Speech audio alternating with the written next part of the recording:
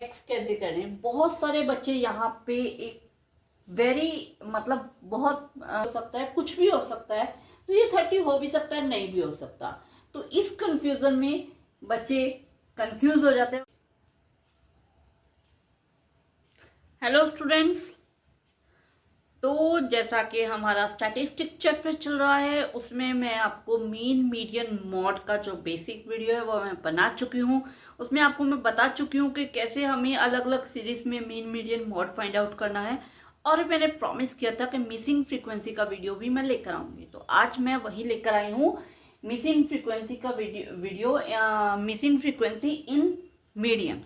ठीक है, मतलब आपको मीडियन गिवन है। ठीक है, ये जो आपके पास ग्रुप डाटा है इसका मीडियन आपको गिवन है, और इस में आपको फ्रीक्वेंसी में देख सकते हो कि दो जगह पे मिसिंग फ्रीक्वेंसी है, दो फ्रीक्वेंसी की वैल्यू आपके पास नहीं है और वो आपको फाइंड आउट करनी है। ठीक है, तो इसमें क्या है कि आपको जब भी दो मिसिंग फ्रीक्वेंसी होंगी, जब एक मिसिंग फ्रीक्वेंसी होगी तो आपको फ्रीक्वेंसी का टोटल कभी भी नहीं दे रखा होगा। ठीक है, और अगर आपको दो मिसिंग फ्रीक्वेंसी होगी तो डेफिनेटली आपको फ्रीक्वेंसी का टोटल दे रखा होगा, क्योंकि अगर आपको टू वेरिएबल फाइंड आउट करने हैं तो दो इक्वेशंस की नीड होती है। एक आप जैसे मीडियन या मीन जो भी दे रखा है वहां से बन जाएगी, और एक इसके सम से बन जाएगा। तो इसलिए जब एक मिसिंग फ्रीक्वेंसी होगी, एक वेरिएबल फाइंड आउट करना होगा, तब मीन या मीडियन जो भी है वो दे रखा होगा। ठीक है, और इसका टोटल नहीं दे रखा होगा। ठीक है, ये जो बेसिक चीजें हैं। और मैंने जो आज क्वेश्चन लिया है बिल्कुल आपकी एनसीईआरटी का लिया, अभी तक मैं एक्स्ट्रा क्वेश्चंस लेती आ रही थी। ठीक है, आज मैंने एक क्वेश्चन आपका एनसीईआरटी का ही लिया है। एनसीईआरटी में आपका मीडियन वाली एक्सरसाइज में क्वेश्चन आपको मिल जाएगा। ठीक है, तो अब हमें क्या करना है, वही करना है जो हम मीडियन में करते हैं। जब हमें पता है कि मीडियन गिवन है, तो मीडियन गिवन है, दैट मीन क्लियर है कि हमें मीडियन की आइडेंटिटी का यूज करना है। अगर मीन गिवन होगा तो मीन की आइडेंटिटी का यूज करोगे। मॉड में मिसिंग फ्रीक्वेंसी नहीं आती है। ठीक है, और मीन और मीडियन में आती है। तो अगर आपको मीन दे रखा है तो मीन की आइडेंटिटी, मीन का मेथड यूज करोगे। मीडियन दे रखा है तो मीडियन का आइडेंटिटी यूज करोगे। तो यहाँ पे आपको मीडियन दे रखा है, तो मीडियन में हम सबसे पहले क्या करते हैं, CF निकालते हैं, क्यूमुलेटिव फ्रीक्वेंसी। वही हमें यहाँ पे फाइंड आउट करनी है। तो हम यहाँ पे CF ले लेते हैं। CF यानी कि इसका ऐड करना 5।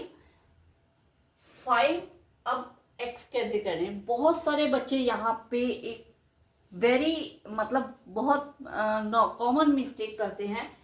5 को एक्स को ऐड करने की जगह यहाँ पे 5x कर देते हैं। ये आपके अलजेब्रिक एक्सप्रेशन में आपने सीखा होगा, अगर 5 को मल्टीप्लाई कर रहे हो x से तो वो 5x होगा, अगर आप ऐड कर रहे हो तो वो 5 + x ही रहेगा, क्योंकि एडिशन और सब्ट्रैक्शन में लाइक टर्म की एडिशन सब्ट्रैक्शन होती है। और x एक लीनियर इक्वेशन, लीनियर वाली हो गई, मतलब x की डिग्री 1 है और यहाँ पे आपकी 0 डिग्री है, तो ये दोनों ऐड नहीं हो सकते हैं, ये एज इट इज रहेंगे। ठीक है, तो यहाँ पे आएगा 5 + x। ये मिस्टेक कभी भी नहीं करनी है।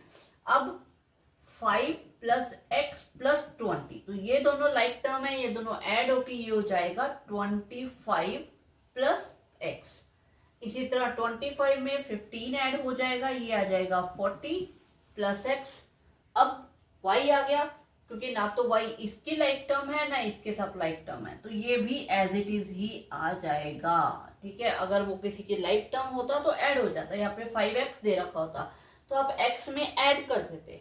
ठीक है, तो समटाइम ऐसे क्वेश्चन भी आते हैं, यहाँ पे अगर x दे रखा है, यहाँ पे 2x दे रखा है। ठीक है, तो वहां पे आपकी सिंगल वेरिएबल इक्वेशन बनेगी और x में x ऐड हो जाएगा। 45 + x + y।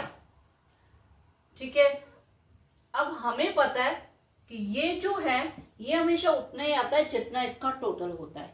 तो यहां से हमारे पास एक इक्वेशन जो है वो आ जाएगी = 60 के है, तो x + y = 60 - 45, तो x + y = 15। ये इक्वेशन आपके पास आ गई है। अब x या y में से अगर एक वैल्यू हमें मिल जाती है तो पुटअप करके दूसरे की वैल्यू आ जाएगी। ठीक है, तो आगे चलते हैं। इसके बाद क्या करते हैं, इसके बाद हमें पता है हम क्या करते हैं, n/2 फाइंड करते हैं। तो यहां भी हम n/2 फाइंड करेंगे। अब n क्या है, 60/2 ये आ जाएगा 30। ठीक है, अब हमें 30 हमें देखना होता है CF में। ठीक है, यहाँ एक ट्विस्ट है, देखो क्या है कि यहाँ पे 25 प्लस x है। यहाँ देखो 25 प्लस 2 भी हो सकता है, 25 प्लस 3 भी हो सकता है, 25 प्लस 5 भी हो सकता है, कुछ भी हो सकता है। तो ये 30 हो भी सकता है, नहीं भी हो सकता। तो इस कंफ्यूजन में बच्चे कंफ्यूज हो जाते हैं और सोचते हैं हम क्या ले वैल्यू। ठीक है, तो इस कंफ्यूजन का बहुत एक सिंपल सा सॉल्यूशन है, कभी मिस्टेक नहीं होगी।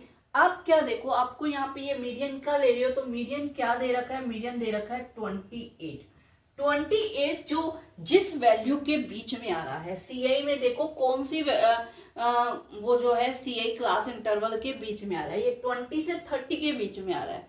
तो डेफिनेटली हमें यही वाला वैल्यू लेनी है। ये मैंने जब मीडियन करवाया था तब भी आप लोगों को बताया था कि ग्रुप डाटा में जो सेक्शन जो वाली जो रो है हमारे पास आ जाती है, उसी का जो क्लास इंटरवल है उसी के बीच में वैल्यू आती है या उसी के बीच में आंसर हमारा फाइंड आउट होता है।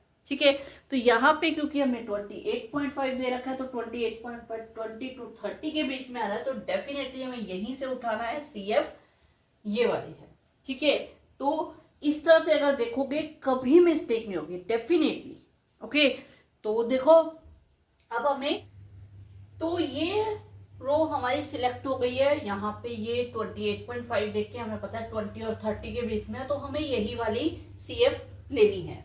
ठीक है, तो हमारा जो मीडियन की आइडेंटिटी है वो हम पहले कर चुके हैं, L plus n/2 minus CF/F into H में ये सारा कुछ बता चुकी हूँ। L यानी कि लोअर लिमिट,